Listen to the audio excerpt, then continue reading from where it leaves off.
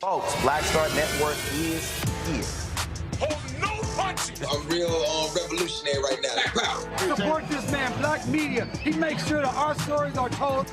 Thank you for being the voice of Black America, Roland. Stay black. I love y'all. All momentum we have now, we have to keep this going. The video looks phenomenal. See, there's a difference between Black Star Network and Black-owned media and something like CNN. You can't be Black-owned media and be scared. It's time to be smart. Bring your eyeballs home. You dig?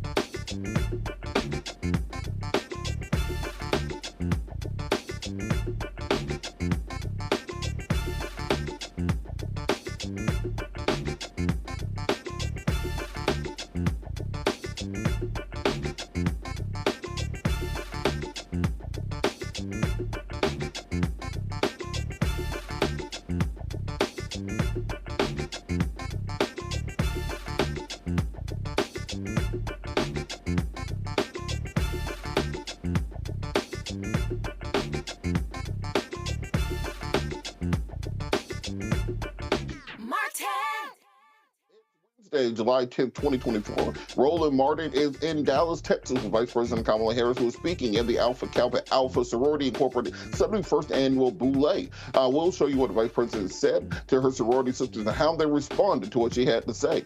Also on tonight's show, the Executive Director of BlackPAC will join us to discuss their latest polling showing that Black voters in Battleground states are increasing their support for President Joe Biden, despite the media narrative around him lacking support to win re-election. Also, former House Speaker Nancy Pelosi refused to say that she supported Biden's decision to stay in the race. We'll show you what she had to say and discuss why top Democrats are not helping Joe Biden remain in the White House. Also, we'll tell you why Alexandria Ocasio-Cortez and other Democrats filed articles of impeachment against Supreme Court Justices Samuel Alito and also Clarence Thomas today, and what this may mean going forward for the High Court.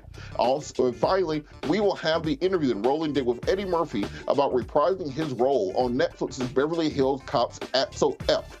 It's time to bring the funk on Roland Martin Unfiltered, streaming live on the Black Star Network. He's got it. Whatever the miss, he's on it. Whatever it is, he's got the scoop, the fact, the find. And when it breaks, he's right on time and it's rolling. Best believe he's knowing. Putting it down from sports to news to politics. With entertainment just for kicks, he's rolling. It's on go, roll, roll, y'all. It's Roland Martin, yeah. Rolling with Roland now. He's funk, he's fresh, he's real, the best, you know he's Roland Martin now.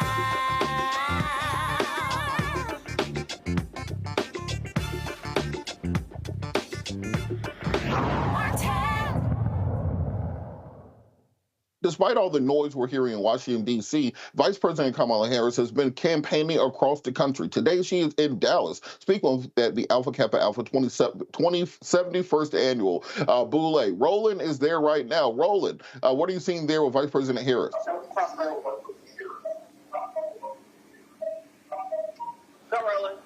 All right, Robert, certainly appreciate it. My voice is not strong, still trying to get it back after smoke allergy hit me when I was in Ethiopia.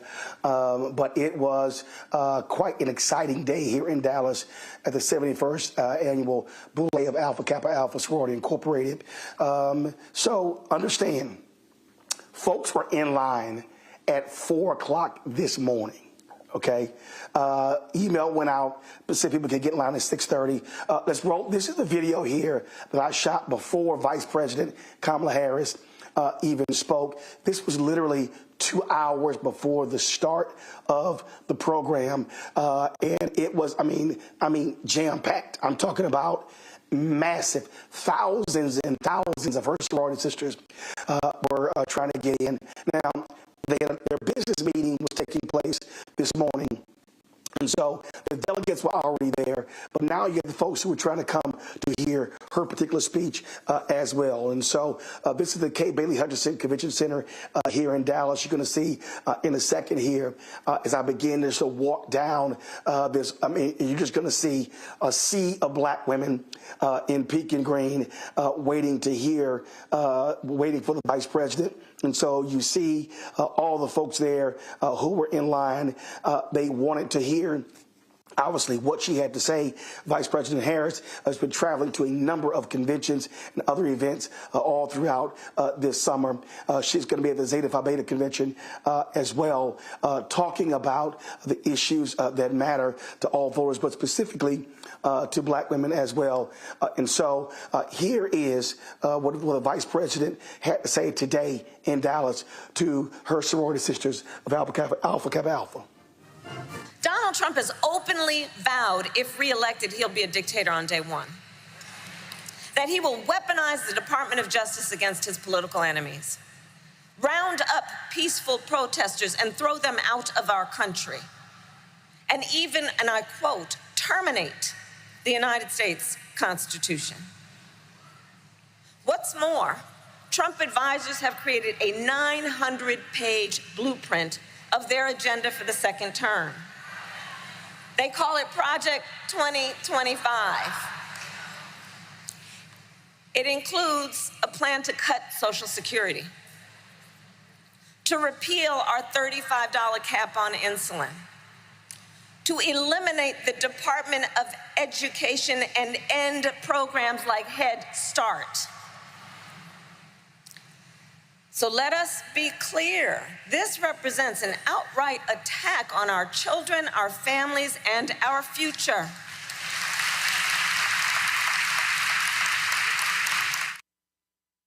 I do believe this is the most existential, consequential, and important election of our lifetimes. Sorors,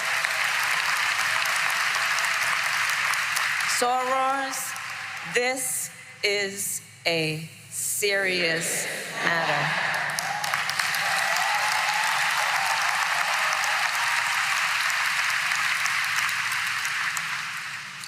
And so in this moment, once again, our nation is counting on the leaders in this room to guide us forward, to energize, organize, and mobilize, to register folks to vote, and to get them to the polls in November.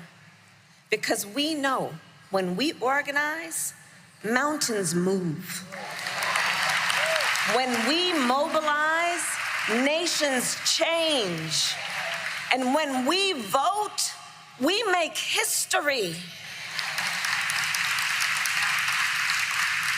So I'll conclude with this. For 116 years, the members of our sorority have been on the front lines of the fight to realize the promise of America. This year, let us continue that work. Let us fight for freedom, opportunity, and equality. Let us, as always, fight with optimism, with faith, and hope. And let us see it through. Because when we fight, we win. God bless you, and God bless the United States of America. Now, at this particular point, the vice president, she shook the hand of all the different AKAs on the dais. And then as she exited, when she'd actually gotten off of the stage, went behind the curtain, this chant broke out in the room.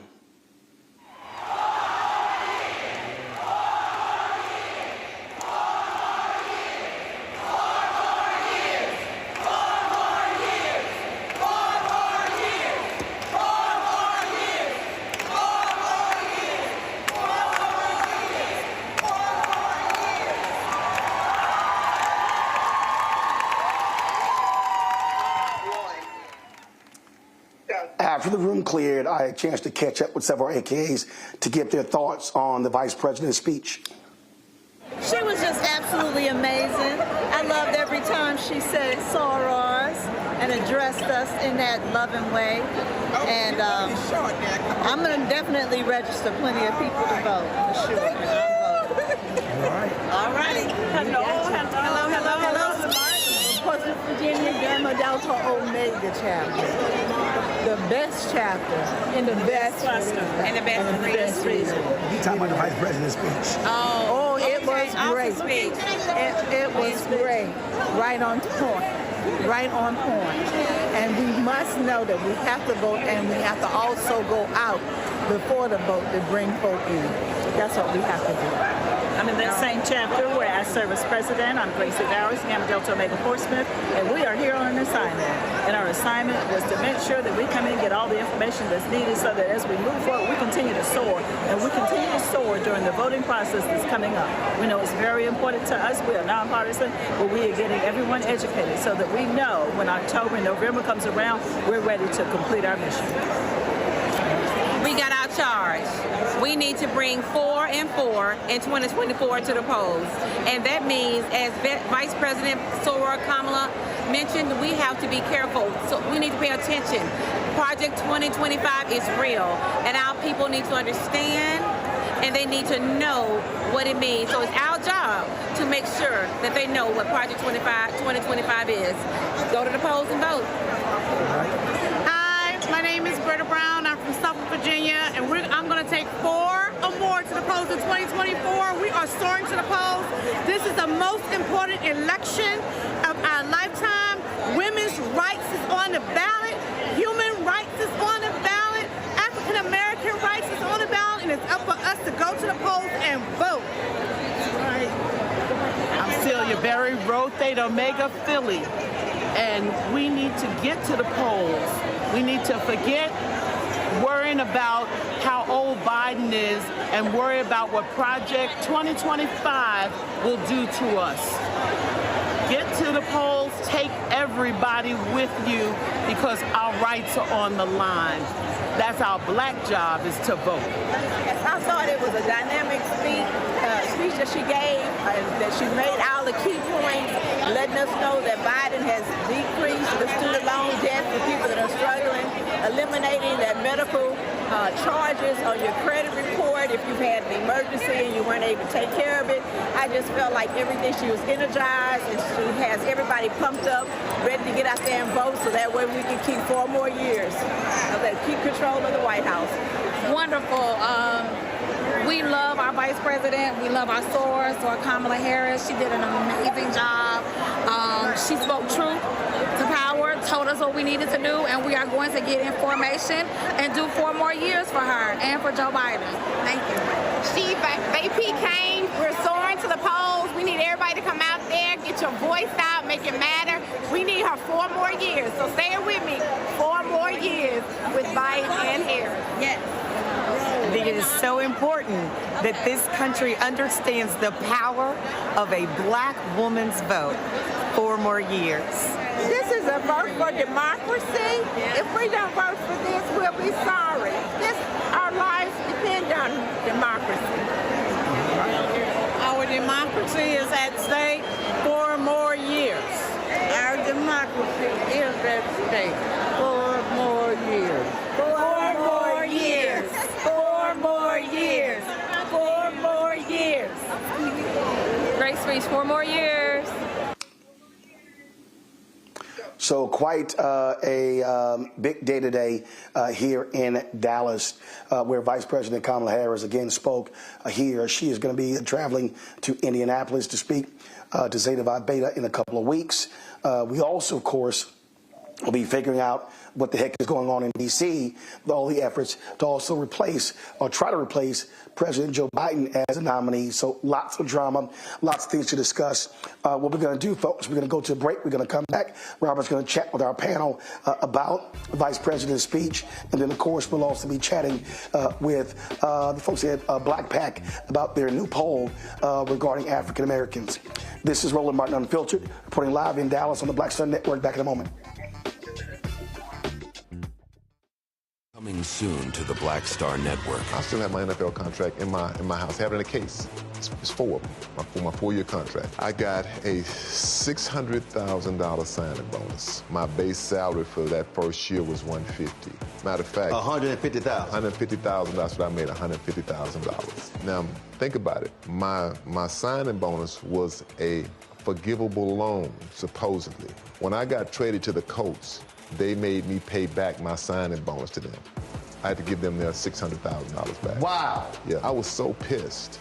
Because, man, I try to be a man of my word. I'm like, you, I'll give you your money back. You know, even though I know I earned that money, right. I gave them their money back. I gave them $600,000 back. But yet, I was this malcontent. I was a bad guy. I'm about the money. It wasn't about the money. It was about doing right. Because I looked at, because you look at contract. Look at John Elway. John Elway was making $1 million, $800,000. I was making $150,000. I mean, I was doing everything. And I'm like, but yet I was, man, I got so many letters, you so I just play for free and all that kind of stuff. I mean, you don't forget that kind of stuff. Right. That stuff is hurtful.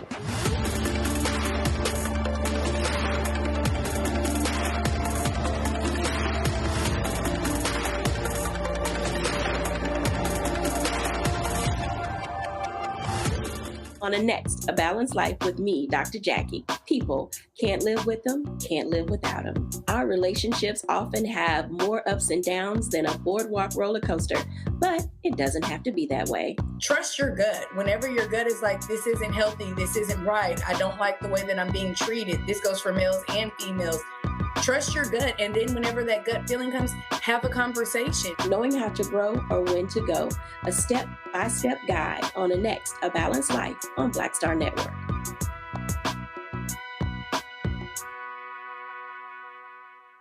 What's up, everybody? It's your girl, Latasha from the A. And you're watching Roland Martin Unfiltered.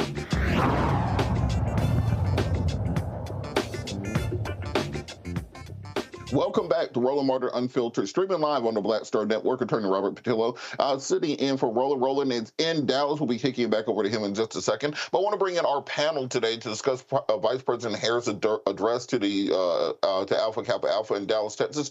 Joining us is Rebecca Carruthers, Vice President, Fair Election Center, Washington, D.C. A. Scott Bolden, News Nation political contributor, Chair, National Bar Association Political Action Committee, former D.C. Democratic Party Chair, Washington, D.C. Joy Cheney, founder of Joy Strategies, Washington, D.C. Thank you all so much for being here.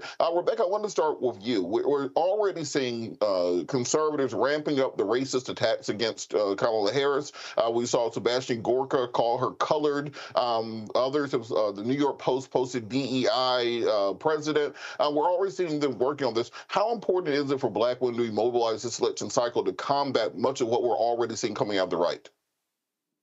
Well, this isn't anything new. The right has always done this. They've always attacked us, and I say us as a Black woman. They've always attacked us. They discredited us. They said that we got to the place where we got, and it wasn't based on merit, when it's really them. So this isn't anything new. And also, I do want to point out that the 4 a.m. turnout was specifically for Kamala Harris. If Biden was there, I don't know that there would have been a 4 a.m.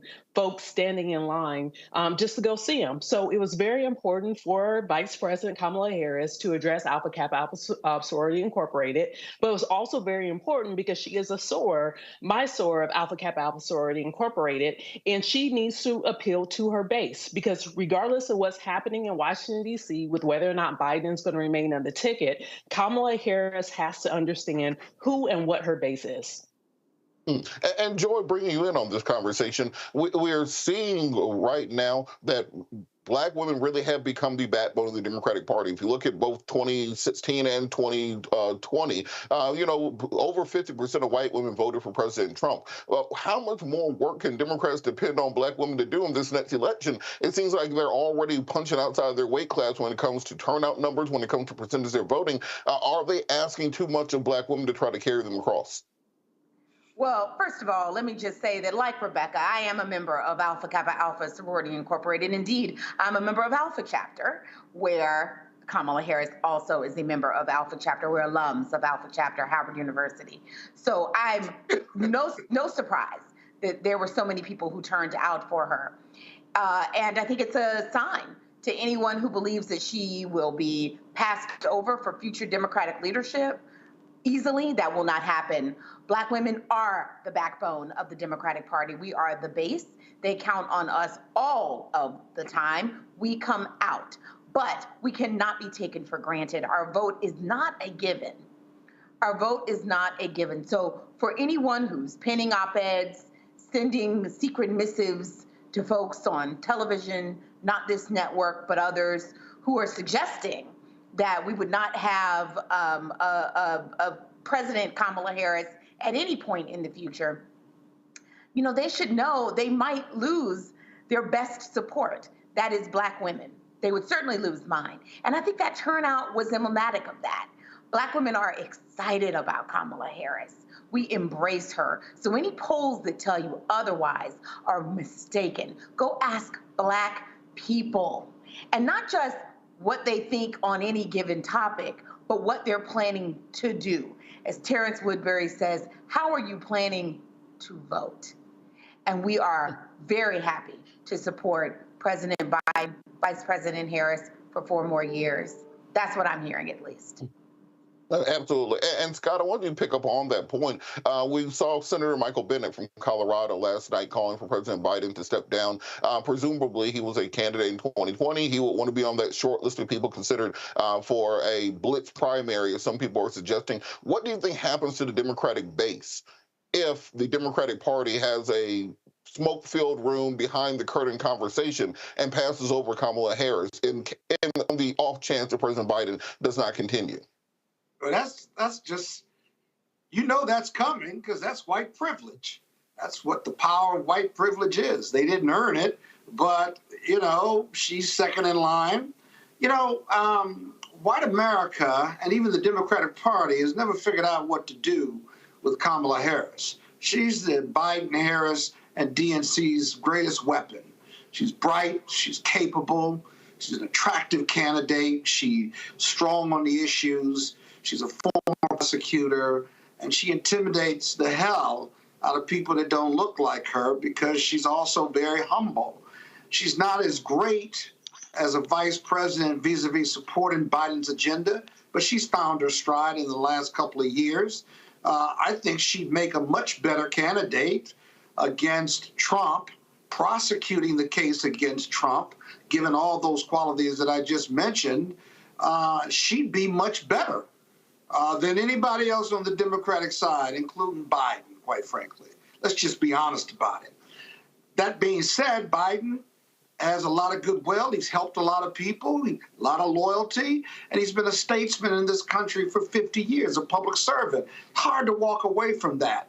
But as I was reading the editorial in the Post a few days ago, it wouldn't be fair for him to be forced out or to step down. But it's the right thing to do, but it wouldn't be fair. And the Democrats have to figure out what they're going to do about this problem, because right now they're losing to a convicted felon. Someone's been found liable for sexual abuse as well as financial fraud. We're losing this race for president, and we ought to be embarrassed by that. But Harris takes all of those issues away. I don't care about her polling. She's super excited and super popular with the Democratic base. Young people, women, anti-abortionists, gay voters, you name it. Black men as well. She solves all of those issues that the Democrats have right now, where we're leaking that coalition. That coalition comes back and coalesces around her if she's the nominee, and she'd have $240 million to play with, and you wouldn't have the legal and practical delays associated with putting somebody new up like a Gretchen or Newsom, because they haven't been on the national stage. She's been there. Those are all the reasons why she makes sense. But what do I know? I don't run the Democratic Party, and I don't run Biden-Harris. Well, I think a big question that a lot of people have right now is exactly who does run the Democratic Party. I know the people that I didn't know that the leader of the free world had people who could tell him to quit his job. I just think that's something that maybe they should put. Maybe that's something they should put in the civics class. That there's somebody else who can tell the president what to do. It's all up to Biden. The other Democrats, I don't care, Senate or House Dems or anybody else, there's no leverage to force him out. He can just say, I'm not going. And he's going to be on the ballot. He's not going to release his delegates. His delegates could vote for someone else. They'd have a floor fight probably, and it just gets uglier. But as my mother used to say, Robert, and you'll appreciate this, there are no good decisions or bad decisions. They're just decisions that need to be made, and then you go make them right. And right now, the Dems are taking too long. Either they're going to fall in or fall out, but they're taking way too long, because we're losing this presidential race to Donald Trump. Oh, my goodness. But let me just say, we're going to go to a quick break and then come back and keep this conversation going. And we also want to throw it back to Roland in Dallas. So we'll be back. You're watching Roland Martin Unfiltered, streaming live on the Black Star Network. We'll be back after the break. When you talk about blackness and what happens in black culture, we're about covering these things that matter to us, speaking to our issues and concerns. This is a genuine people-powered movement. There's a lot of stuff that we're not getting. You get it, and you spread the word. We wish to plead our own cause too long have others spoken for us. We cannot tell our own story if we can't pay for it. This is about covering us. Invest in Black-owned media. Your dollars matter. We don't have to keep asking them to cover our stuff. So please support us in what we do, folks. We want to hit 2,000 people, $50 this month, raise $100,000. We're behind 100,000, so we want to hit that. Y'all money makes this possible. Checks and money orders go to P.O. Box 57196, Washington, D.C. 20037-0196. The Cash App is $RM Unfiltered. PayPal is R Martin Unfiltered. Venmo is RM Unfiltered. Zelle is Roland at RolandSMartin.com. On the next Get Wealthy, financial therapy, what it is and why it may be exactly what you need. So when you think about financial therapy, what we're talking about is how do we learn to live with our money in a way that is congruent with our values, that we understand our emotions about money, we understand our beliefs and our behaviors. That's right here, only on Black Star Network.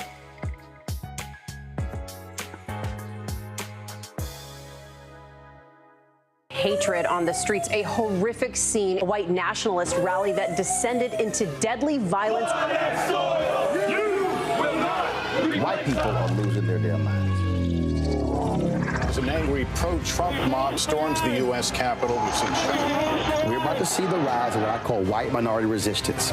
We have seen white folks in this country who simply cannot tolerate Black folks voting. I think what we're seeing is the inevitable result of violent denial. This is part of American history. Every time that people of color have made progress, whether real or symbolic, there has been what Carol Anderson at Emory University calls white rage as a backlash. This is the rise of the Proud Boys and the Boogaloo Boys. America, there's going to be more of this. Here's all the Proud Boys, guys. This country is getting increasingly racist in its behaviors and its attitudes because of the fear of white people. The fear that they're taking our jobs, they're taking our resources, they're taking our women. This is white fear.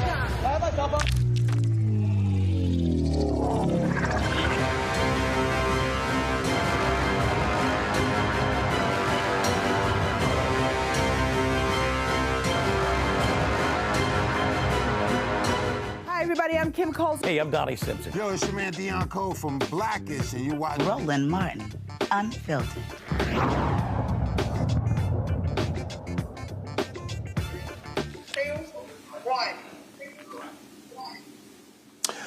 All right, folks, welcome back to Roland Martin Unfiltered. I am here in Dallas. I've been attending the AK convention covering the vice president today.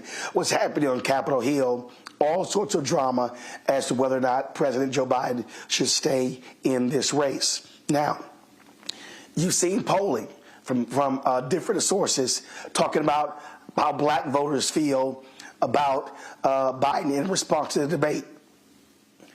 But they're not talking to just Black people. Joining us right now is Adrian Shropshire, Executive Director of BlackPAC. They have the new poll out, which shows exactly how African Americans, what they think about President Biden after the debate performance. So glad to have Adrian here. And so, Adrian, again, it's driving me crazy seeing these polls and seeing them talk about Black people from the New York Times poll or YouGov and others, when there's a very small sample of Black folks. Talk about the poll that y'all just released. So we had a poll in the field when the debate happened, and we were trying to do, in that poll, what we're always trying to do, get the snapshot of where Black voters are at any given moment throughout the cycle. And so the data that we released, and we actually have more data to release, we wanted to get this information out because it felt like it was important for the debate that was happening in the country. The data that we released shows, one, the kind of steady progress that the president's campaign has been making with Black voters. And so one is that, so the one piece of information is that from our last poll in February to the poll in June, the president was actually increasing his support numbers among Black folks. That's important because it means that the work that they've been doing to make sure that they're breaking through with Black voters was actually working. The second piece of data that we released essentially says that for Black voters who watched the debate their support numbers for the president increased, right? So they watched the debate. They saw it with their own eyes. They saw two things on the debate stage. One, they saw Joe Biden give a very poor performance that I don't think anyone disagrees with. But they also saw a liar who stood on the stage and lied for 90 minutes. And they made a choice about which of those two candidates that they understood who they were before they watched the debate, but after the debate, increase their support for Biden. For those people who didn't watch the debate, we saw the opposite effect, which means that their understanding, people who did not watch the debate, their understanding of the debate was influenced by the post-debate narrative, and they didn't have the same level of support, increase in support for Joe Biden. And so that's important because it says that people are making decisions based on what they're seeing in their social media feeds or the sort of narrative that is emerging around what has happened that isn't exactly, I think, what people who saw the debate saw, right, with their own eyes. So that feels important, right, in terms of how impactful the things that people say about what is happening or how people interpret what's happening in the race has real implications for the way that the base sees what's happening. So, Adrian, when looking at, again, your polling, so what we're seeing is that all the trepidation about Biden, his age, that we've seen since last year, closer you get to the election, folks go from, I don't know, to, yo, now I got to lock in. One of the things, all I heard today was Project 2025. Yes. Mm-hmm. I wasn't at Essence, but I got reports from people as well. Yeah. And so what's interesting to me is that while these Democrats on Capitol Hill are trying to, frankly, dump Biden, you have the base that's saying this is a clear and present threat that could very well change this election if they don't change the top of their ticket. Yeah, so I feel like there is, I mean, I'm an organizer at heart. And so I'm always really clear that the thing that I don't ever want to do is get out in front of the base. And I think that what you just said is very accurate. And we've seen this too. I mean, obviously you've seen the searches for Project 2025 go up. I mean, Taraji P. Henson did everyone a solid when she stood on the stage and said Project 2025 is dangerous to us, go look it up. Because I think that people are zoning in, right? People understand and understood before. I don't, I think that Black folks and the voters that we've talked to, whether it's in our focus groups or on the doors, right, where we're knocking doors in battleground states, are really clear about what the stakes are. I think that 2025, the Project 2025, and as people are, looking it up and trying to understand what it is and the implications that it has, not just for the country, but for Black people specifically, it only clarifies more how much danger, right, we are in as a nation. It makes the stark contrast, a stark relief about the existential threat that Donald Trump poses, and that the Republican Party, which is, adopting 2025, whether they, are trying to distance themselves from it or not, you can look at what the Republican Party just put out as their national platform in 2025 and see where the overlap is, right? And so, I think that as those data points become clearer, as people see and hear Donald Trump, as they have been the entire time, and the kind of unhinged, rhetoric that he has on his rallies, the things that he said, at the debate, sort of doubling down on racism, right there on the debate stage, talking about the types of jobs that Black people deserve, talking about immigrants. People know what's at stake, and they're clear that we need to be on the side of democracy and saving this democracy as we have always done. But people are also really clear that we need to get the House in order to get about that business of making sure that Donald Trump doesn't see the inside of the White House again. Adrian, I'm going to ask you another question before I got questions from Robert and the rest of the panel. And then that is, we're now in uncharted territory. You talk about being an organizer. You see what's happening on Capitol Hill. This is being driven by the party elites, these top donors. I talked to some prominent Democrats before I came onto the show. Congressional Black Caucus has been strong and locked, saying you stick with Biden and Harris. As an organizer, if these donors, and we saw what Nancy Pelosi did today going on Morning Joe, if they are successful in leaning on Biden to drop out, all the things that you talked about completely shut down, all the forward progress, because now for the next month until the convention, you don't know what the hell is going to happen. Yeah, I mean, I think Pelosi clarified her comments when she got back to her office and said that she thought that the New York Times in particular had misinterpreted what she said. But I do think that there is, I do worry about, there being not enough attention paid to what is actually happening on the ground. And I know that folks are saying that they're looking at polls, et cetera, but I also know what we're hearing as we're knocking on doors, and it just doesn't comport. And so I'm concerned about the base, because I think that in some ways this is not just a potential problem for this election. I think that it has the potential of having long-term damage within the Democratic Party if the base feels like it is being disrespected. And we have to remember that there was a primary process and people voted, and they voted overwhelmingly for Joe Biden. And I think it is critical to not just simply dismiss the will of the people from the process that they understood to be the process that was going to get determine who the nominee was. And so I just think that there's some, folks need to be careful about what they're doing right now, and particularly given the conversation from the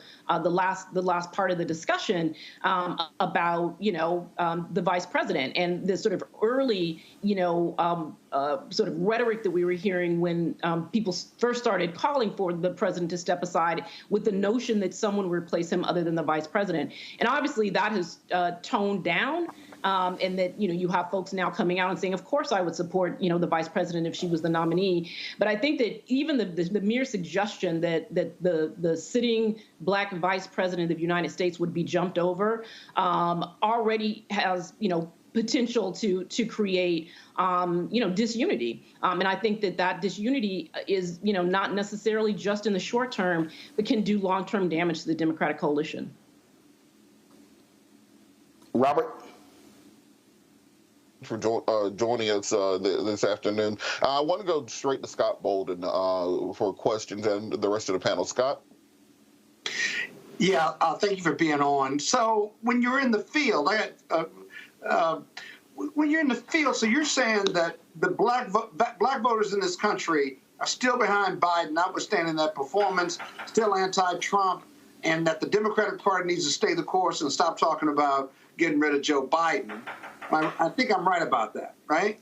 Well, what we haven't seen is any noticeable change in our conversation before, right? So we haven't seen, when we're asking folks, what their top issues are, when we're asking them what their vote choices are going to be, we haven't seen the last 2 weeks any big change in that. Voters are still saying that they support, the majority support Biden. We see very little support for Donald Trump. We do see some support for third-party candidates, which again is something that needs to be taken into consideration in terms of strategy.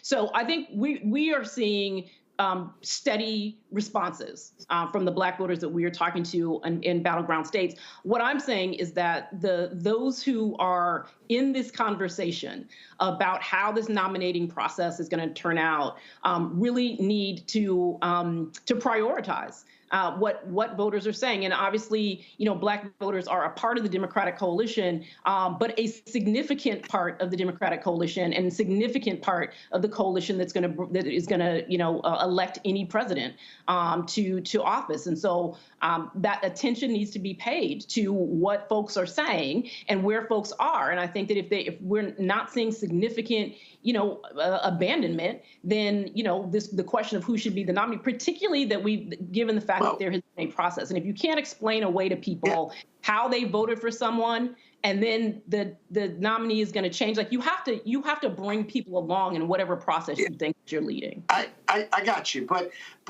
couple things. One, did you poll on whether they wanted Kamala Harris to replace Biden, and two weeks in the field is pretty close to right after the debate. From your expertise, is that too soon to get in the field to get reliable results? Well, when I'm saying in the field, I'm talking about our literal door knocking, right? So not necessarily our polling. And we've been knocking on doors for months now.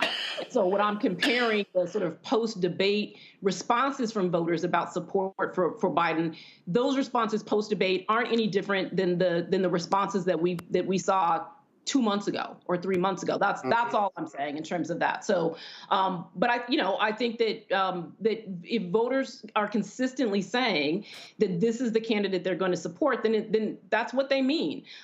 We did not and have not asked whether or not voters would support the vice president as the nominee. Partly because again when in our poll we were in the field, right, when the debate happened, and there was not a conversation in that moment about who might come out on the other end. And also, as far as I'm concerned right now, Joe Biden is actually still the nominee. So for the moment, we're still asking questions about him until that changes. Otherwise, we're engaging in a hypothetical that has not emerged. And I don't want to be a part of confusing voters any more than they already are. Yeah. Thank you. Have a question? Do I get to ask another one? Well, let's go to Rebecca. I got plenty of questions, man. We know, Scott. We know. Rebecca, go ahead. It's my turn now, Scott. So, Adrian, in 1984, the party elites understood that Ronald Reagan wasn't competent for a second term. However, Ronald Reagan was reelected, and we now know through history that Ronald Reagan largely did not run his second term. Someone else was in charge. So should we be asking voters, and particularly Black voters, whether or not Black voters feel or think that Joe Biden is competent to serve a second term?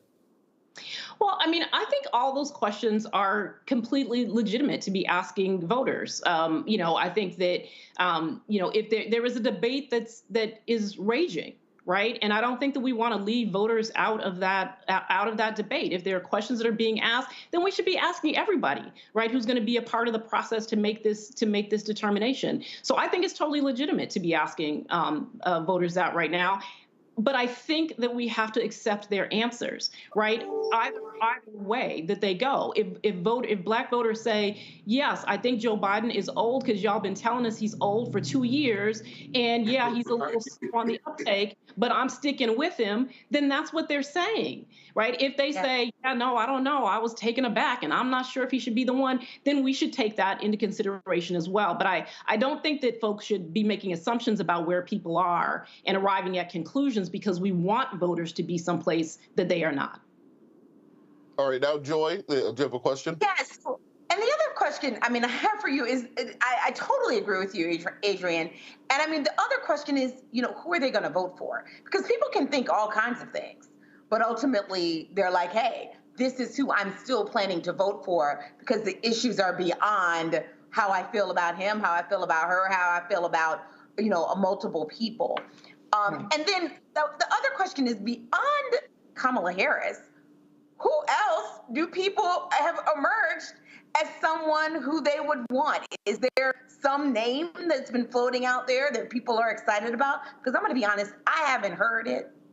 I've only heard Joe Biden and I've only heard Kamala Harris, and I'm inclined to believe them.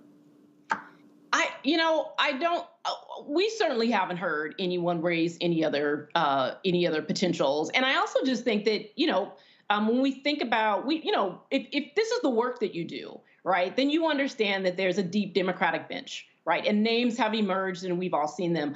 I'm not sure that voters at large, and that includes Black voters, know much about any of these folks, right? And so when we talk about the time that we have to get to the convention, I'm not sure that there's time to actually inform, right? Like bring people along, about a candidate that they have never heard of or don't know much about. I think that the reality is that, to your first part of your question is that people know what's at stake. They understand the danger that we face as a country, as a nation, and as a community, right? People understand that, and they are going to mobilize around that point. I mean, I think we can't say enough that the threat is existential. It is a choice between an America that maintains a democracy, that gives us a fighting chance to have a more perfect union, right? That gives us a fighting chance to have a multiracial democracy that is grounded in justice, right? Like, that gives us a chance at that. Or an America that literally crashes out and goes with dictatorship and authoritarianism. And I think that is the choice. And people understand that. And so when given that choice, I believe that not only us, right, not only our community, right, will do what needs to be done and show up in the way we need to show up. But I also think that, that ultimately Americans will as well, right? Like the clarity, is before us. And so I think that that's true. I worry about the conversation and the debate that's happening and the sort of chaos that it feels like is happening in the Democratic Party. I worry about it leading to a sense of defeatism, right? That it leads to, a sense among the base and among voters in general, the Democratic base and voters in general, that all is lost, right? That things cannot be done. And you see the chaos, and what does it even matter anymore? And so that's what I worry about, a prolonged fight, right, among the Democratic Party. And it's not just the Democratic Party, to be clear, right? There are folks who ain't never been a Democrat, right, who are in on this conversation, right? They want to say, they don't have a vote, right, because they are not delegates, but they want something to say. And so my worry is that a prolonged internal fight actually begins to just depress the vote. I think that's right. I want to get back in there, too. And on that point, we keep hearing this idea that there's 20-something% of black men that are going to vote for Trump, nearly double the number of black women that are saying in some polls say they are going to support Trump. Are you seeing that reflected in your polls? And then after we're going to go back to Roland. No, not at all. Not in any poll that we have ever done. Not in any focus group that we have ever conducted, and not on the doors as we are talking to voters. It just, people may say different things in polls, right, when people call them. But when you sample, when you're having conversations, you're doing polling with a large sample size of black voters, that doesn't emerge. We've seen the level of support for Trump be very consistent with the actual turnout support during elections, right, 16, 20, right, during the midterms for other Republicans. We see that level of support remain consistent. It's under 10%. And so, 7, 8, 9% maybe, right? And so I think that we haven't seen it, again, not in our polls, not in our focus groups, and not as we're talking to voters at their doors in battleground states. No, absolutely. We're going to throw it back to Roland and Dallas. Roland? And that's one of the reasons why I want to make sure that we had you on here, Adrian.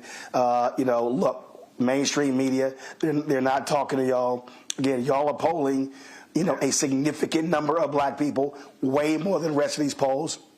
In fact, I was on Twitter earlier, and Matthew Dowd was quoting black people, how they feel about Biden, from the New York Times poll. And I said, Matthew, if you're going to quote black folks, quote the BlackPAC poll. Don't sit here and quote the small sample in the New York Times poll. But again, that's the problem that we continue to face. Adrian, we appreciate it. Thanks a lot. Yeah, thank you so much. All right, folks, Robert's going to take it from here. I'm still trying to protect my voice here and get it back. So hopefully I will be with y'all tomorrow in Washington, D.C. Robert? Thank you so much. We're going to go to a break. You're watching Roland Martin Unfiltered, streaming live on the Black Star Network. Next on the Black Table with me, Greg Carr. Dr. Gerald Horne, a man regarded by many as the most important historian of our time. He provides us a history lesson I'm betting you've never heard before. Texas enslavers who plan to continue the conflict even after Appomattox, even after the formal surrender of Robert E. Lee. Dr. Horne talks about his new book, The Counter-Revolution of 1836, Texas, Slavery, and Jim Crow, and the Roots of U.S. Fascism. You do not want to miss this conversation. Only on the Black Table, right here on the Black Star Network.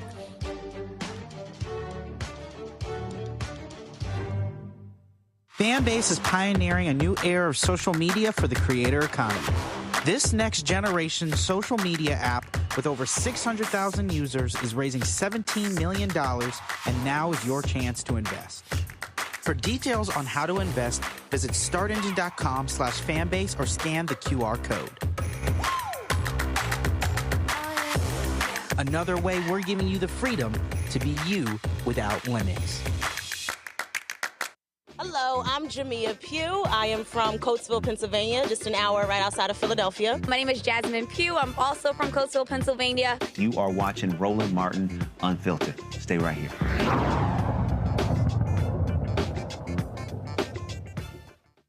Welcome back. During an MSNBC interview, former Speaker of the House Nancy Pelosi refused to fully commit to supporting President Biden remaining in the 2024 race. The California Congresswoman says it's Biden's decision to run. Over the past 24 hours behind the scenes, there's been a lot of depression among Democrats. The phone lines burning up, concerned about his candidacy and whether or not he can win. And some even out loud are shaky at best about President Biden, whether or not he should step out of the race. The headlines, the polling, it all feels very dark. How do you think the president is doing in light of his poor debate performance? Can he do more? And what do you say to Democrats in Congress and even members of the Senate who are beginning to waver in their support? Good morning, Mika. That's one version of the story. What I do want to say is that yesterday I was honored to be present at the president's speech at NATO. He was absolutely spectacular. He was received over and over again with ovations for what he had to say and the force with which he said it. And then he gave the Presidential Medal of Freedom to Jens Stoltenberg, the Secretary General of NATO. I felt very honored by that because, as one who has received it, Jens getting it brought luster to that honor. So it was a beautifully received, energetic presentation by the president. Politics is politics. People have their interest in terms of their own region and the rest. And so we are the Democratic Party, a party that is, shall we say, not lockstep. But this president has been a great president. And I can tell you firsthand, as a person who orchestrated many of the pieces of legislation that the president takes great pride in, and he should, because he was there at the table, chapter and verse, very conversant, with a vision, a purpose, with the knowledge of the issues, with values underlining it all, and again, always asking the question, what does this mean to working families in our country?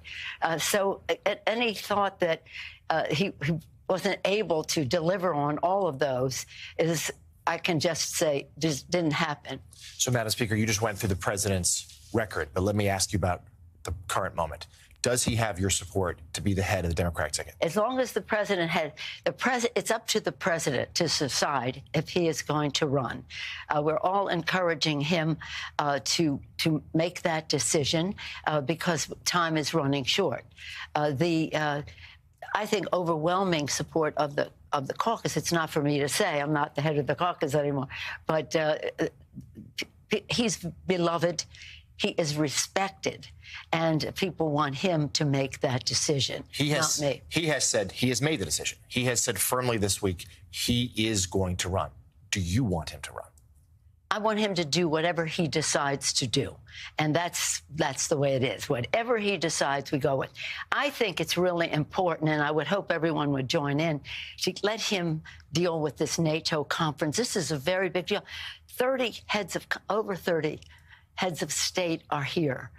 He is the host of it, and that means not just hosting, it means orchestrating the discussion and setting the agenda, and he's doing so magnificently. And I've said to everyone, let's just hold off. Whatever you're thinking, either tell somebody privately, but you don't have to put that out on the table until we see how we go this week. But I'm very proud of the president. Now, Joy, I have a couple questions here. One, why isn't that Hakeem Jeffries doing that that sit-down interview?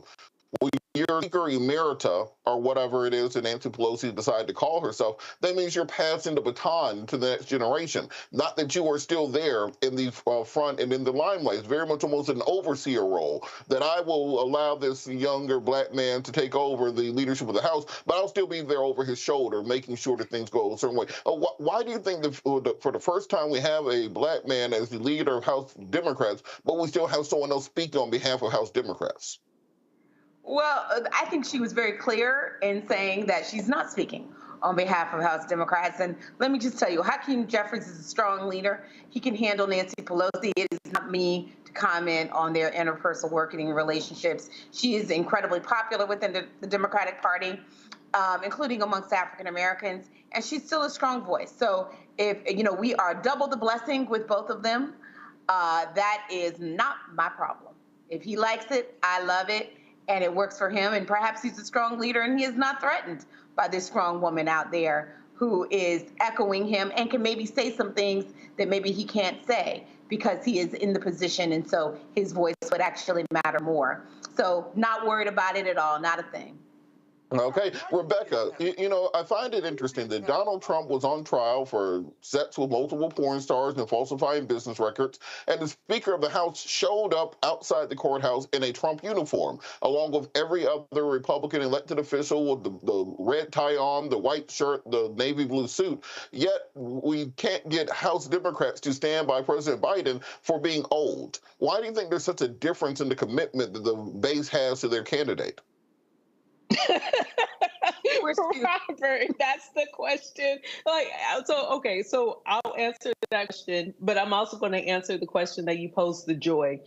I don't think this is about Democratic leadership, with the reason why former Speaker Nancy Pelosi took that interview. Here's the thing. In this town, there are only a couple people that Joe Biden is currently listening to as far as taking advice. There's also only a couple people in this town currently who could tell him, hey, it's time for you to take a step back. It's time for you to get off the ticket. And Nancy Pelosi is one of those two people who tell him that at this point, in which he would actually seriously think about whether or not he remains on the ticket or not.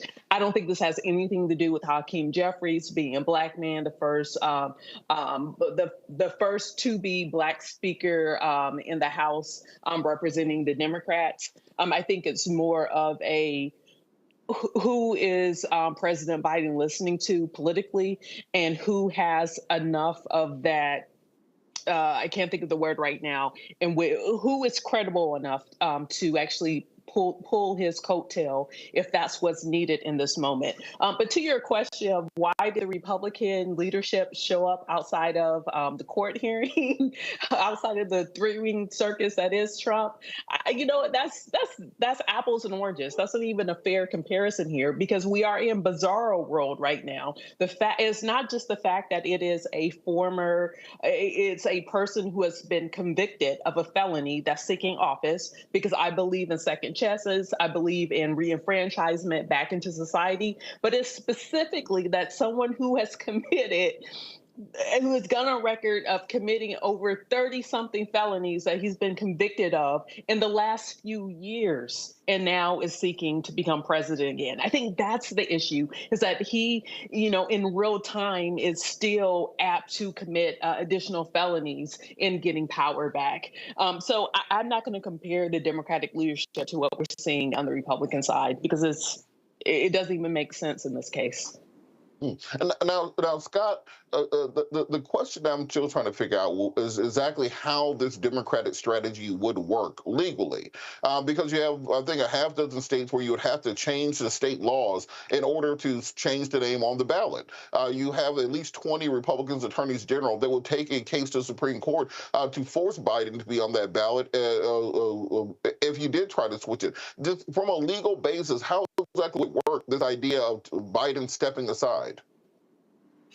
Well, before I answer that, why are you being messy with that question? Dr. Pitt Pelosi against Hakeem. You're just being messy. I've never seen a retired I agree with my colleagues. I have never seen a retired speaker show up to speak on someone's shoulder.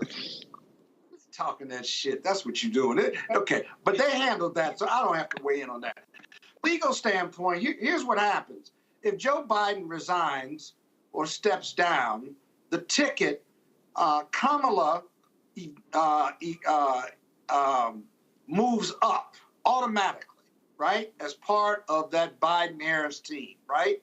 Secondly, she doesn't get a chance, watch this, to pick a vice president. I think it's the Senate or the House, one of those would have, she could name somebody, they couldn't be on the ballot because it's too long. If she wins, then it would go to the delegates, basically, or the super delegates. That is the delegates or the electors, rather. It would go to the electors. I take that back. It would go to the electors, and the electors who do the transfer of power, like on January 6th that Donald Trump tried to kill off, those electors would vote for her vice president, right? Doesn't happen very often. I think it's happened one in the 1800s, but the electors would vote her vice president. And quite frankly, who knows what would happen then? You could argue, you could have a vice president that was a Republican, if you will. Who knows, given how crazy these times are. But she could recommend somebody, but she wouldn't be, he or she wouldn't be automatically selected. The electors would do that. The other thing is, it makes sense for her to move up because all the white privileged folks who want to bring these other people in, you'd have to have a floor fight. You'd have to have a mini primary. That's expensive, and we don't have time for that. It's so much simpler with her moving up. The electors would do a vice president. She's got $240 million, and she can prosecute the case against Donald Trump. I think better than Biden, quite frankly. So all of those are attributes that if Biden were to step down, right? If Biden were to step down, then she would automatically move up.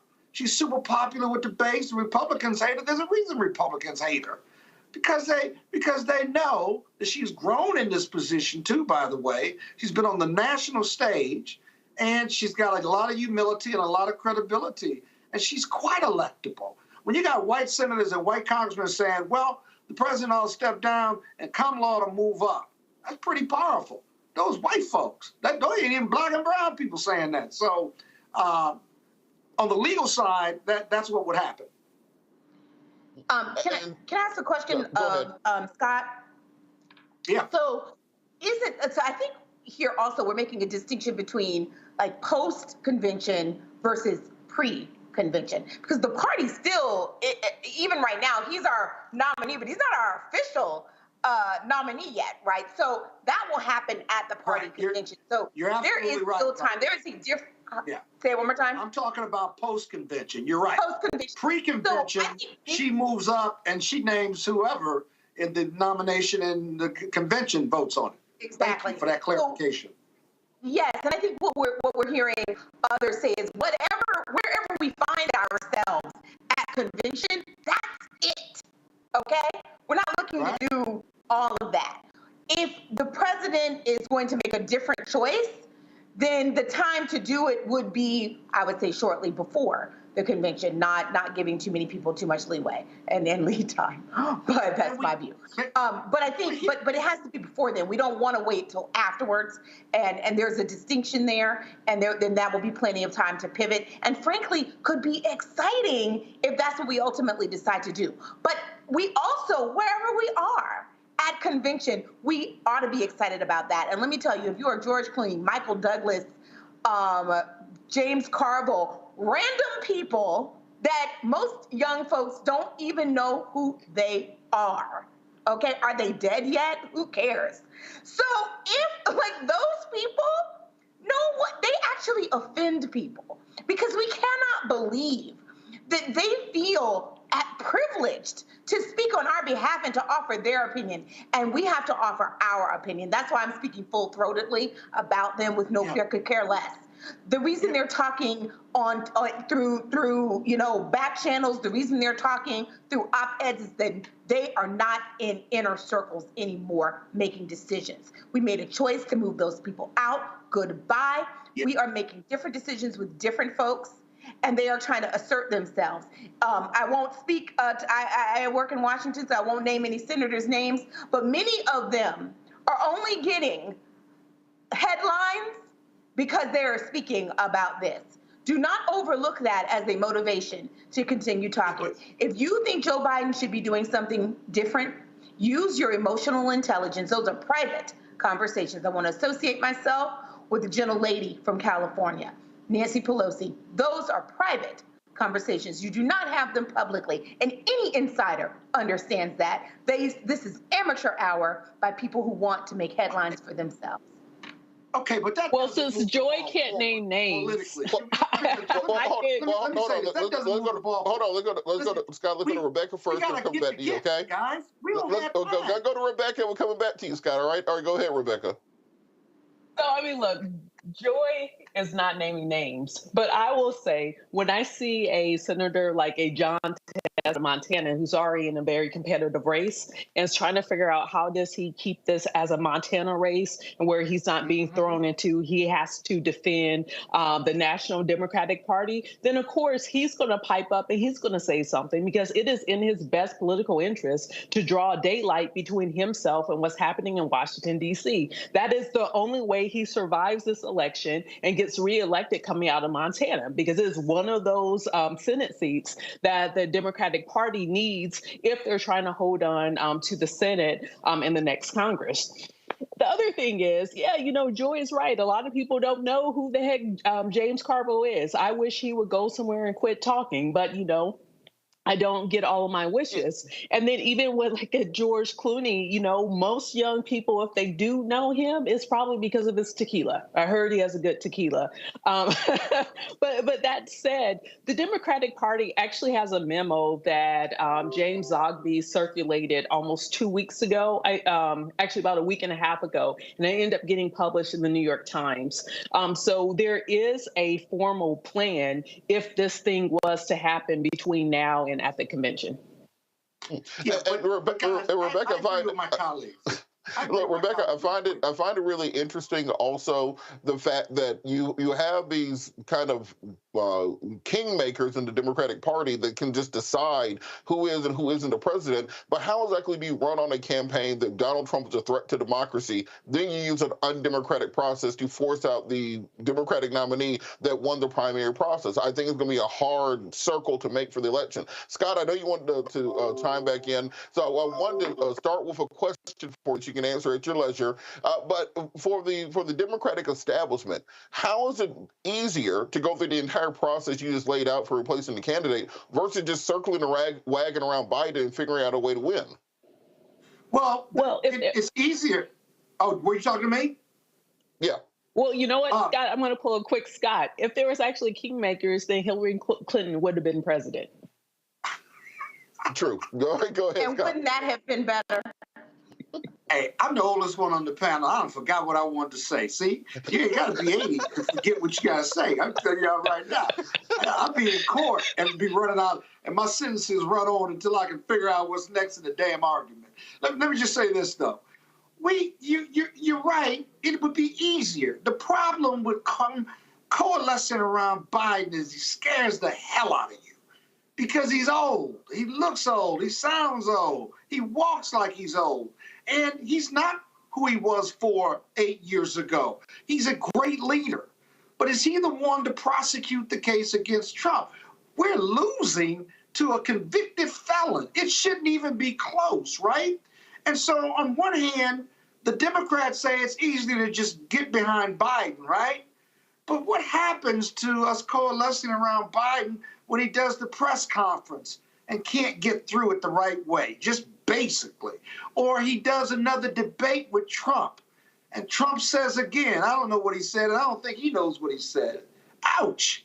And that's why we're wringing our hands with what to do. We don't have good choices, and we don't have any leverage to force him out.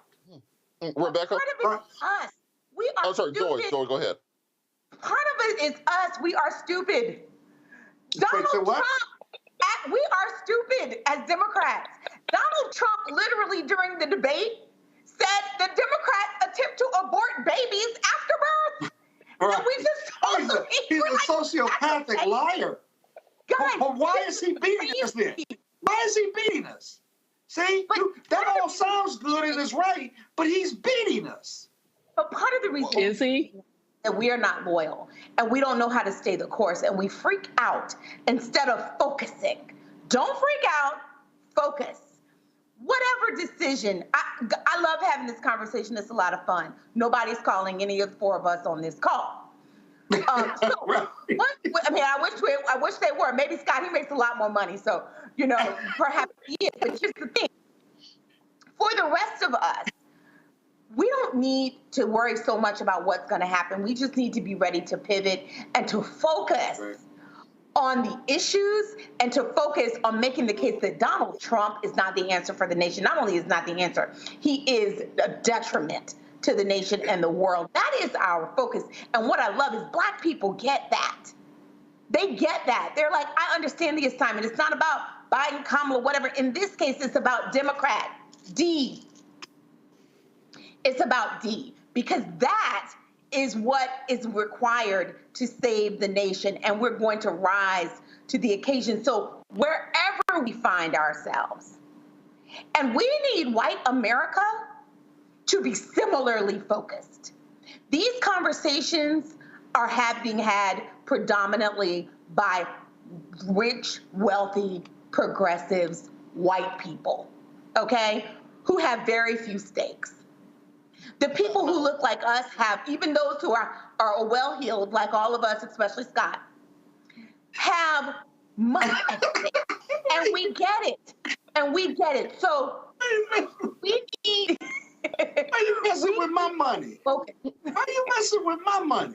I got a little bit. I'm trying to have a little bit of that money. Look, Rebecca, on this point, what I'm trying to figure it out with the Biden to go people is this about health or is this about poll numbers? Because it seems like it started out saying, oh, Biden is so sick and so old he can't run. And then it turned into, look, he's losing, we got to get rid of him to get him last chance. Is the health concerns just a raison d'etre to get rid of Biden? Or are they really simply saying, we think he's going to lose, maybe we can switch him out and still save the House and Senate? Yeah. You know what? I'm going to... That's a complicated question, but I'll answer it the best way that I can. To be clear, I think folks need to focus on whether or not someone can perform, because it's not just the issue of age, right? Making sure that we're not venturing into ageism, but it's also cognitive function, cognitive decline. Is this person able to step up and do what's required in this moment? I think what some of the initial hand-wringing was from is that debate performance was bad. And it sobered a lot of people up because there are a lot of real-world things are going on domestically and internationally. We need a president that is fully on, that is very hands-on over the next 4 years. And so I do think there's some concern. Now, there were some folks up to this point who, when Biden mentioned 4 years ago that he was only going to run for one term, that actually got some people, remember it was the coordinated day when everyone dropped out at the same time during the primary. So after South Carolina, Biden really didn't have a true primary after that because there was a coordinated effort. And he also floated around the idea that he wasn't going to run for a second term. And so to all those folks who are saying, hey, well, we knew Biden was old 4 years ago. You knew if he got elected and then reelected, he was going to be even older, right? So I get some of those arguments that people are making. But I think to the general public, I think there is an underlining. People are dissatisfied with our two-party system because we're not, as Americans, we're not really getting what we need in order to move the country forward in a positive way, in a way that makes sense. We're actually getting policy done because largely, Washington is broken the way it's currently working. I will say, for those of you who might read, some of this nation's founders, I believe it's Federalist Paper number 10, where it says, beware of factions, i.e. beware of political parties, because it's not good for democracy in America. And so even looking at this nomination process, the Constitution spells out how to go about selecting a president in this country. And what's unfortunate is that we have outsourced that two political parties. And I think that is to the detriment of democracy in America. It should not be the Democrat nominating process. It should not be the Republican nominating process. But I think for this country to move forward in a positive way that's pro-democracy, we're going to have to figure out how to get out of this diametrically opposed two-party system, because I don't think ultimately that is in the benefit, the long-term benefit for America. And Joy, on that point, Rebecca earlier mentioned Reagan had early stages of Alzheimer's. Ron Reagan has confirmed that his second term. James Baker attempted to invoke the 25th Amendment in 1987, I believe. President Kennedy, he was riddled with back pain, was on so many prescription medications, often he couldn't get out of bed, had Addison's disease, had polio, etc. FDR, of course, famously had polio, died in office, was in a wheelchair the entire time. Woodrow Wilson, after the negotiations over the Treaty of Versailles with Clemenceau and Mountbatten, he had a stroke and was effectively bedbound and in a coma the last 2 years of his presidency, and we seem to have been fine as a nation, despite those things taking place. Should Democrats just de-emphasize the particular president and say you're voting for an administration, you're voting for a team, Absolutely. You're voting for a Department of Justice, you're voting for Supreme Court justices, you're voting the federal court. It doesn't matter who's at the top, you're voting for an entire legislative agenda. I keep trying to tell y'all this. It's about the party. It's the whole apparatus. And let's be clear. I mean, I understand what you're trying to say and doing historical analysis.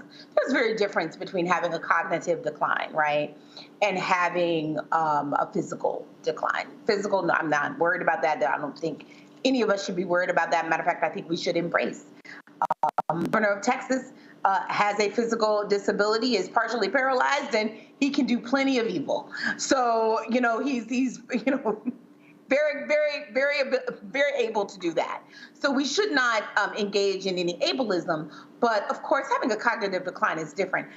I am not aware of any medical reports that Biden is undergoing a cognitive decline. You can say, well, I don't believe it. I can see my eyes, whatever. I mean, I'm not a doctor. I'm not an armchair doctor. I don't play one on TV.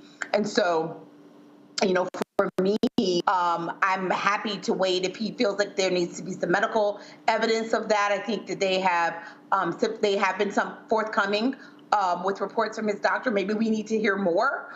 But we're making so many assumptions. And it's also very unfair because when he was at the State of the Union, everyone was singing his praises. He was fantastic last night at NATO. So I guess he definitely had a bad debate performance, and it is clearly one that he is self-admitted. He's just not good at it, never has been, and is getting worse. Who cares? I actually don't think he should debate Trump. It's not a good, when you're in a position, you're the president of the United States, you have the big plane. You do what works for you. If it doesn't work for you, you don't do it. And we're in an era where the expectations have gone. We don't have to put on pretenses. Donald Trump puts on no pretenses. The man is a convicted felon. The rule book is thrown out. I would take Joe Biden in his cognitive state, whatever it is, over Donald Trump 7 days a week, twice on Sunday. All right, we're going to keep this conversation going after the break. You're watching Roland Martin Unfiltered, streaming live on the Black Star Network. We'll be right back. Coming soon to the Black Star Network. I still have my NFL contract in my house. Having a case. It's 4 of them, my 4-year contract. I got a $600,000 signing bonus. My base salary for that first year was $150,000. Matter of fact, $150,000. $150,000. That's what I made. $150,000. Now think about it. My signing bonus was a forgivable loan, supposedly. When I got traded to the Colts, they made me pay back my signing bonus to them. I had to give them their $600,000 back. Wow. Yeah, I was so pissed. Because, I try to be a man of my word. I'm like, you, I'll give you your money back. Even though I know I earned that money, right. I gave them their money back. I gave them $600,000 back. But yet, I was this malcontent. I was a bad guy. I'm about the money. It wasn't about the money. It was about doing right. Because I looked at, because you look at contract. Look at John Edwards. John Edwards was making $1 million, $800,000. I was making $150,000. I was doing everything And I'm like, but yet I got so many letters, you so I just play for free and all that kind of stuff. I mean, you don't forget that kind of stuff. Right. That stuff is hurtful.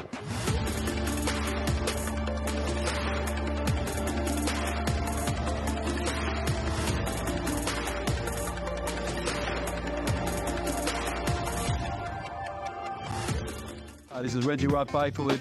You're watching Roland Martin, unfiltered, uncut, unplugged, and undamn believable. You hear me?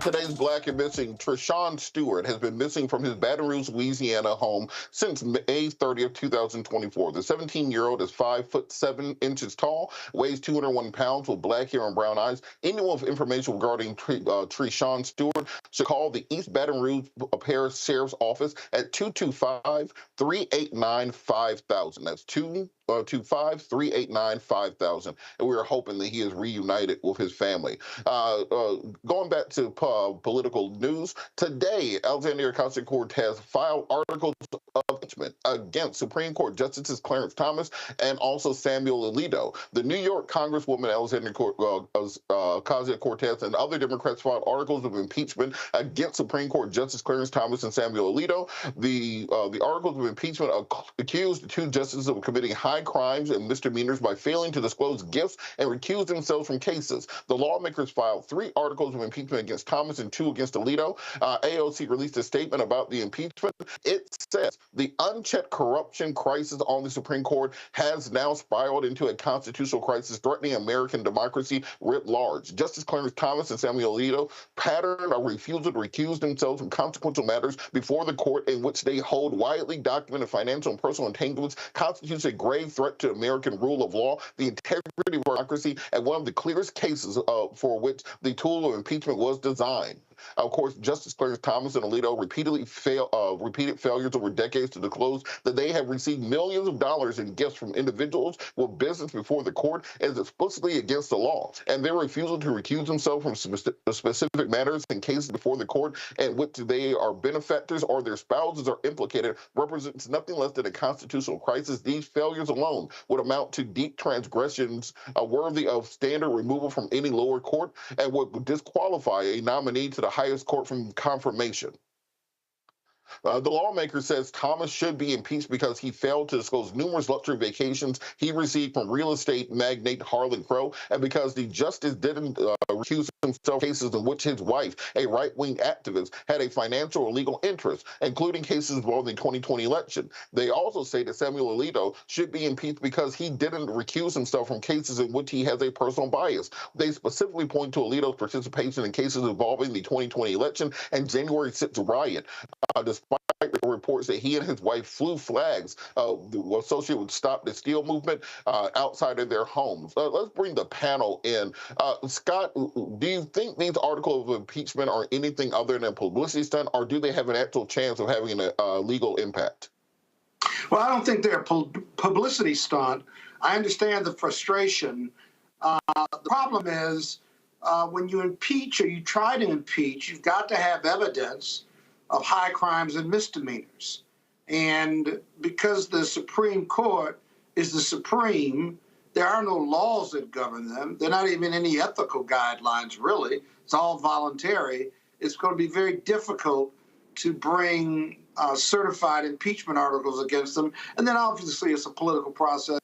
And the Senate, the House GOP is the majority. However, strategically, if the Dems run the table and become and are in control of all 3 houses, then and these articles are pending, then you may have a shot, And if you got a shot at even doing a hearing, if you will, and moving it forward, you're making your point clear and you're making life difficult for both of them. But their conduct, quite frankly, there's no question. It's not just possible conflicts of interest, just really certain conflicts of interest and unethical behavior, even if it's only an appearance. If it's an appearance and you got an explanation, if you got to explain why you did something ethically or unethically, you probably should never have done it. And if you're going to be on the Supreme Court, you're at the highest levels of the judiciary, and you ought to lead by example, despite having no guardrails up or no rules to follow. I mean, up to recently, they really had to disclose a whole lot of things, and they had a lot of ways out of disclosing. So we got to figure out what to do about the Supreme Court. Adding justices isn't the answer. Roberts has to do something to compel not only disclosure, but ethical behavior that even avoids the appearance of impropriety. To date, that's not happening. And Rebecca, on that, they won't even appear on the Hill. They've been invited to hearings. They won't even appear on the Hill. Well, that's the exact point I was going to make to Rebecca, because, Rebecca, what we've seen is that it seems that our political institutions are effectively impotent when it comes to regulating the Supreme Court. Will Democrats be able to make this an actual issue, running on the courts in November? I did not think that was a question you were going to ask me. This is a Democrat and a Republican party.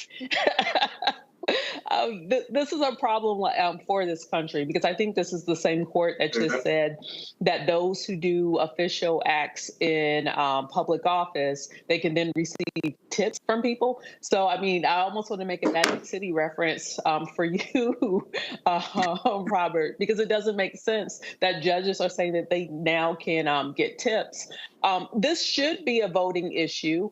This is something that people should run on. They should run on what it means to have good governance in this country. What does it mean to remove the appearance and actual corruption from those who hold public office or hold judgeships in this country? Unfortunately, for this to actually change, for there to actually be some type of reform, I agree with Scott. Packing the courts isn't going to solve it here, but there's going to have to be some type of constitutional amendment which amends in which how, especially federal justices, Article 3 judges, how they're able to conduct themselves and what are the rules and parameters in which they should be conducting themselves. That's right. And Joy, on that point, we in Atlanta, right, in Douglasville, probate court judge be removed for doing not a quarter of the stuff that Clarence Thomas is doing on the bench. I'm talking about luxury SUVs, buying his mama's house, putting his nephew through school. I think he's on a golf vacation right now where he's on a private helicopter. What does it say to the American people that the one branch of government that we used to think to be kind of fair and unbiased now has been shown to be one of the most corrupt branches that there is? Yeah.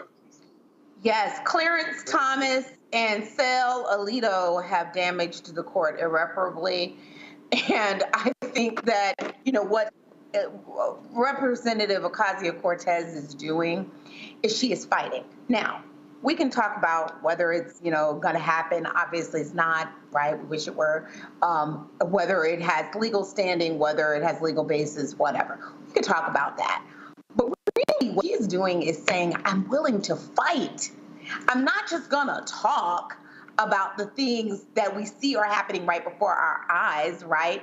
That we have Democrats who want to talk more about Joe Biden and don't want to talk about the fact that we have a Supreme Court justice who's bought and paid for, right? Not even, as one of my friends says, not even for that much money, right? The amounts of money, I mean, think about it. You're sailing the country down the river and you're damaging your own reputation. And frankly, for not that much money. And it was good money well spent. We need to see someone doing something about it. The Senate Judiciary Committee has been relatively impotent to address this. She is saying that, the Democrats, the House don't have as much recourse, but she has recourse as a member to file articles of impeachment, and that's what she's doing. She's using every means at her disposal to raise awareness about what is going on and to remind people that I'm willing to fight for you We need more Democrats like that. I think we have historically thought of that as kabuki theater, but guys, this is politics. Part of it is kabuki theater. This is about the fight, rallying your base, letting them know that you see what they see, that you're concerned about what they're concerned about, that you care, and that you are not so wedded to your image that you won't bother. You're too polite to say the obvious. She's saying, I'm not too polite to say the obvious. I'm going to say the obvious. These people are crooks, or they at very least appear to be. And when it comes to the court, which we want to have trust in so that we can really have it be the final decision of the nation and the final arbiter between the other two branches, we have to have trust. Otherwise, we will have chaos. We believe in our government. And that's what she's saying. I'm willing to fight for that. Absolutely. And I think that there's nothing wrong with the Biden campaign and Democrats at large running a campaign saying, look, Clarence Thomas has a sugar daddy. And we have to understand that you can't have a sugar daddy on the Supreme Court. That if any other field of play, somebody can't have a sugar daddy paying their bills while they're on the court making these decisions. Moving on. How do you define sugar daddy? Is there like an Urban Dictionary or your own version? Scott, I'll tell you when you get older. When you get a little bit older, I'll say sugar daddy. But look, moving on, we got to talk about the Trump-Epstein connection. So it baffles me that so many people are urging President Biden to step down from office because he had a bad debate night. Biden isn't a convicted felon. Biden isn't facing numerous felony charges, and Biden also hasn't been proven to have committed sexual assault against E. Jean Carroll and have 27 credible sexual assault allegations against him. But somehow, Trump has avoided any accountability for this. But right now, California Congressman Ted Lieu says folks need to pay closer attention to Trump's connections to the sex trafficking of Jeffrey Epstein. Let's hear Ted Lieu. We hear a lot from our constituents on different issues, but something I've heard that doesn't seem to be being covered are the Epstein files. These files were released, and like Donald Trump's sort of all over this, right? There are pictures of him with Jeffrey Epstein. He's taken multiple plane flights with Epstein with young girls on board. He is on call logs with Epstein. One of the highest trending hashtags on Twitter right now is about Trump and Epstein. I'm not going to repeat the hashtag because we're in a dignified setting. But yeah, y'all might want to look at that because that's highly disturbing. And again, it shows that Donald Trump is unfit for office. And by the way, he was convicted in a civilian court for sexual assault, convicted in a separate court of 34 felonies. Donald Trump should drop out of the race. And Rebecca, we hear Congressman Lieu. Why are we hearing more Democrats in Congress coming out against Joe Biden than we're hearing coming out against Donald Trump being on the literal Epstein list? America, you in trouble, girl. We're in trouble right now. And we need the real adults to stand up if we actually want to move our democracy forward. The games that we're playing now, I don't, like I was mentioning earlier, I just don't think it's in the best interest of the country. And Joy, on that same point, it seems that almost the Democratic Party has listened too much to Michelle Obama when she says when they go low, you go high. Because Donald Trump is willing to use anything against Joe Biden. Hunter Biden's crack addiction, illegitimate children with a stripper. You name it, the Republicans will run on it. But Democrats don't seem to want to dig into some of these tawdry details around Trump. Do you think they have to do that to win in 2024? Yes. Yes, because it's true. We need to fight with everything. We have to care enough about our country to use whatever is at our disposal.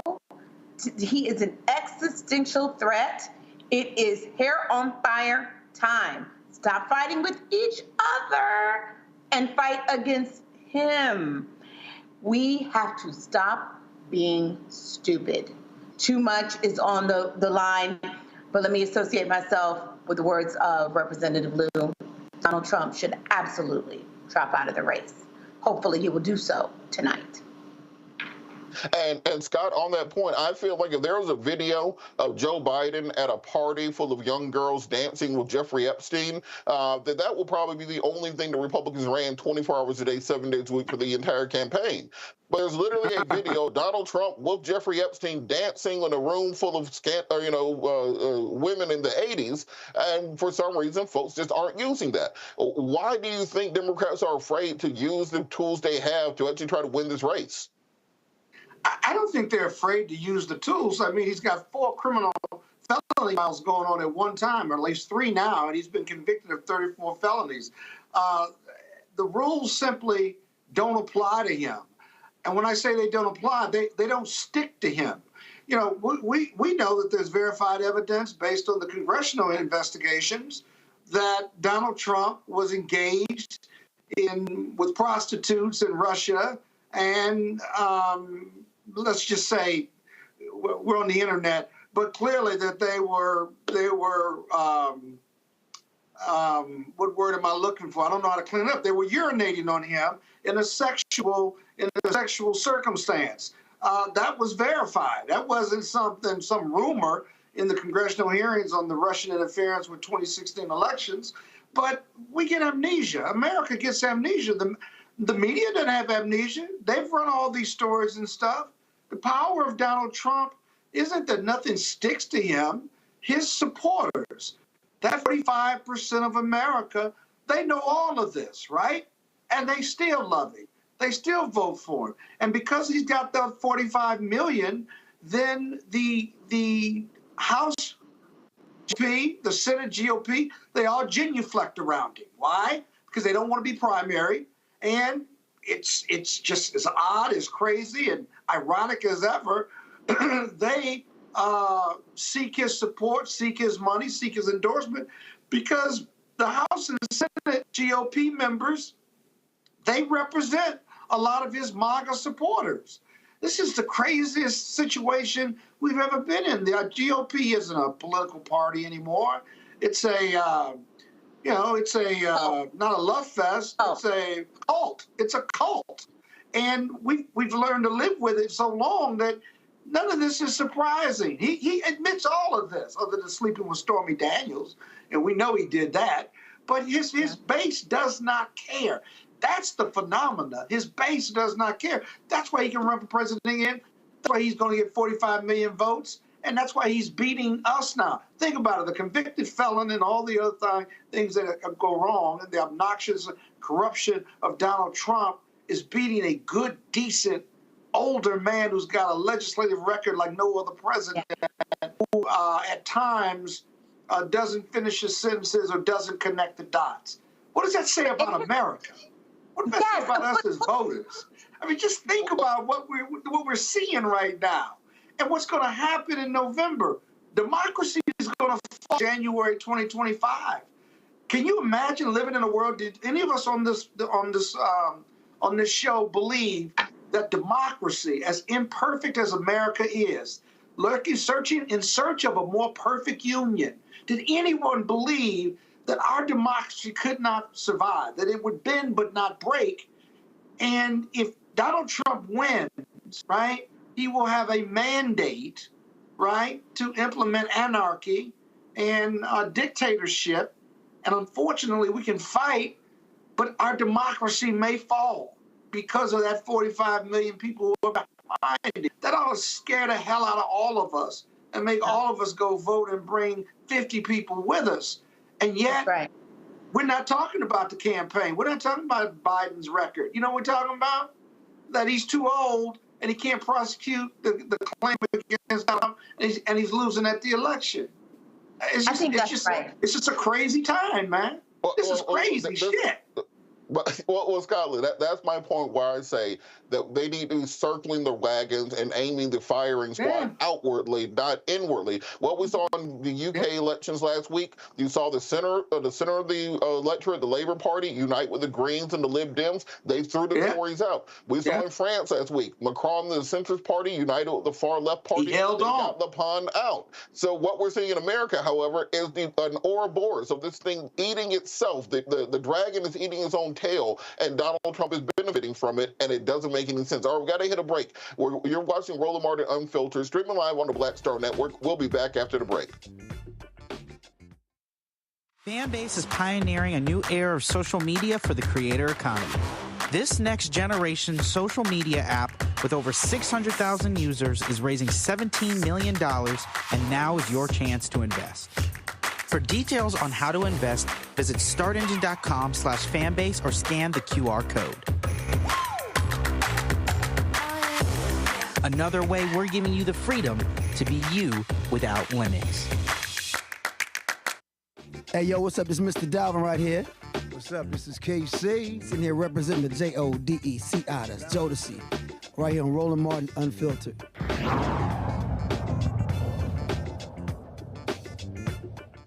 Welcome back. Netflix's Beverly Hills Cops Axel F debuted July 3rd. Roland was in Los Angeles a few weeks ago at the premiere and sat down with the cast to get their thoughts on the franchise that began 40 years ago. Here's Roland's conversation with Axel Foley himself, Eddie Murphy.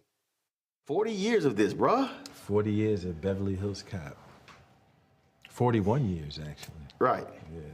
I mean, when you just to sit here and think back all these years, how do you take...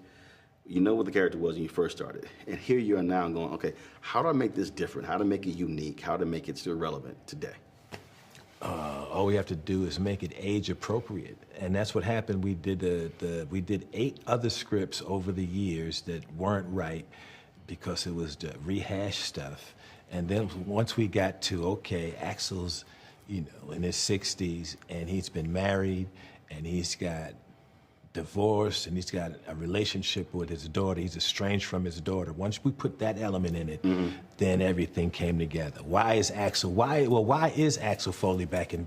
Oh, his daughter's in trouble. In the first 2 Beverly Hills Cop, he had his friend got killed, and the second one, his boss got killed, and the third one, it was like, Uncle Dave was in trouble. It was some shit that was, it was like kind of, it wasn't no real thing going on. It was like, so once you made Axel's daughter's in trouble, and okay, it kind of justified. And that's kind of like the glue that sticks the whole movie together. Me working out my relationship with my daughter while this crime is getting solved. That whole stuff that me and Taylor are doing, that's the glue of the movie.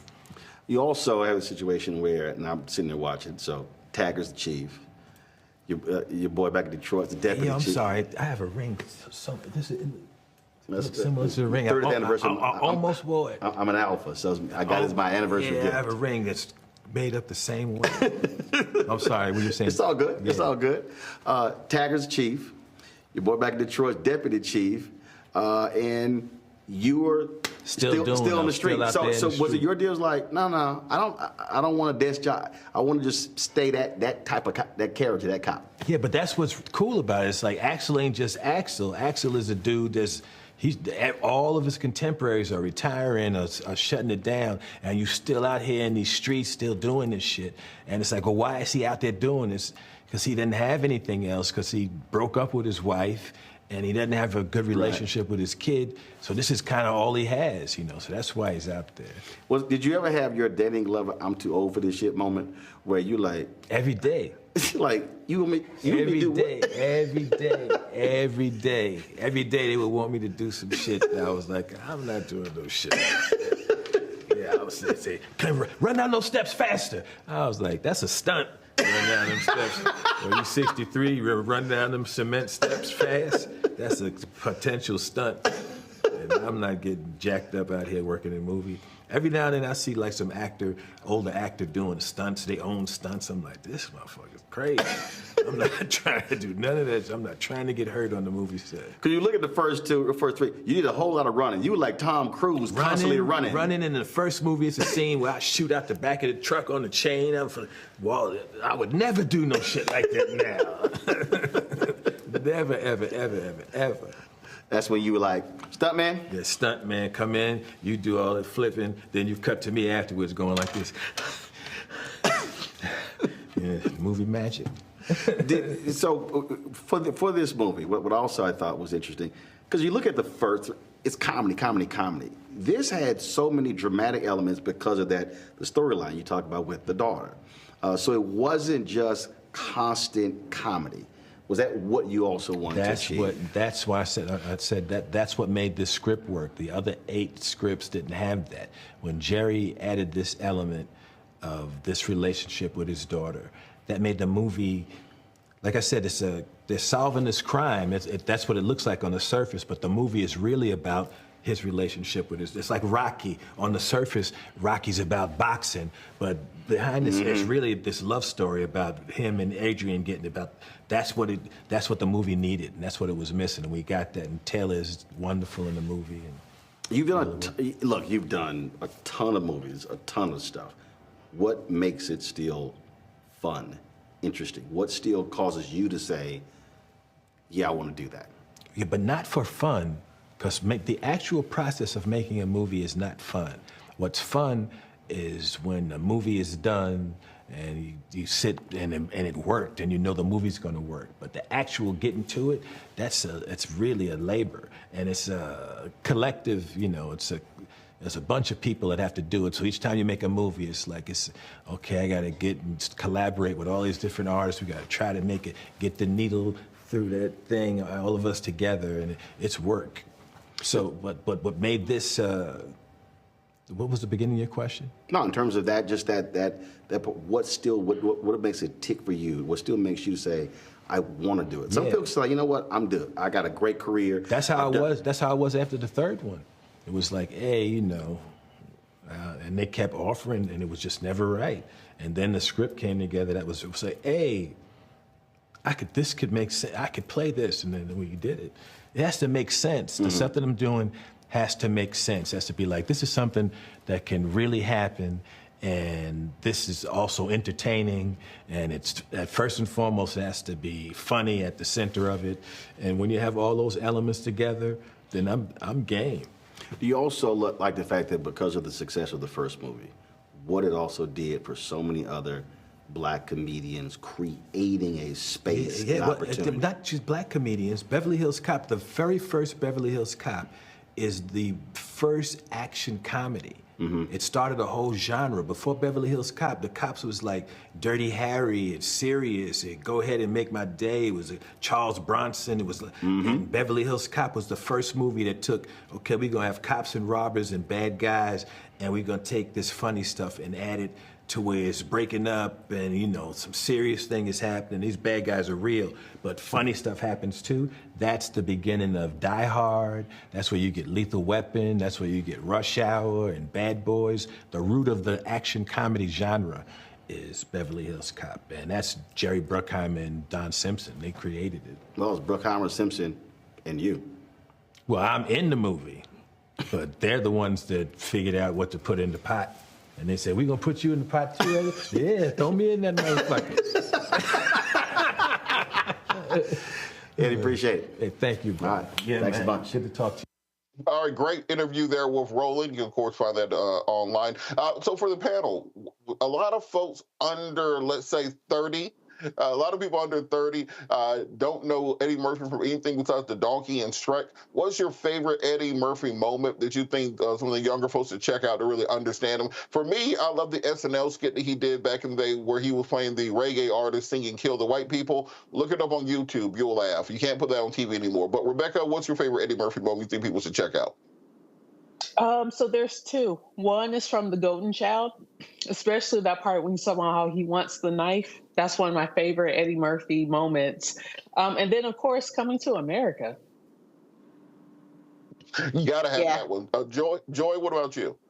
Coming to America, but then about 2 years ago, he did a really funny SNL sketch where he was doing a family at the dinner table, at the Christmas table, it might have been Thanksgiving.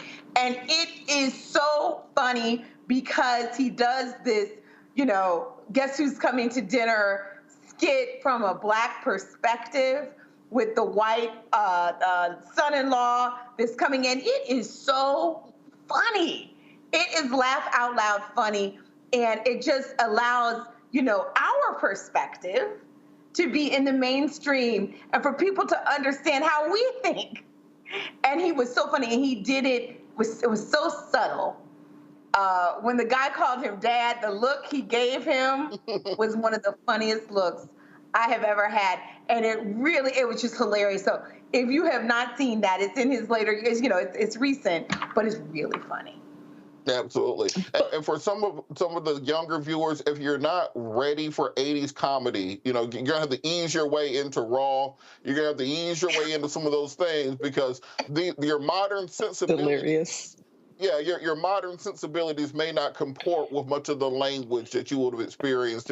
You're not watching Kevin Hart. It's a whole different kind of comedy they had back there. But the fact that any artist can have comedy that endures from the 1970s to the 2020s just shows how timeless some of those things are. All right, great show today. Got to thank our panel, Rebecca, Joy, Scott had to get out of here. Got to thank Roland for letting me keep his seat warm while he is down there in Dallas, Texas with the vice president. Hopefully his voice is back tomorrow. He'll be back with you. You can follow me on all social media at Robert Patillo. That's at RobertPatillo. And as I say to end every show, the words of Gil Scott Heron, no matter the consequences or fears to grip your senses, you got to hold on to your dreams. Hold on to your dreams, America. Holla! Black Star Network is here. Oh, no punch! I'm real revolutionary right now. Thank you for being the voice of Black America. All momentum we have now, we have to keep this going. The video looks phenomenal. See, there's a difference between Black Star Network and Black-owned media and something like CNN. You can't be Black-owned media and be scared. It's time to be smart. Bring your eyeballs home. You dig?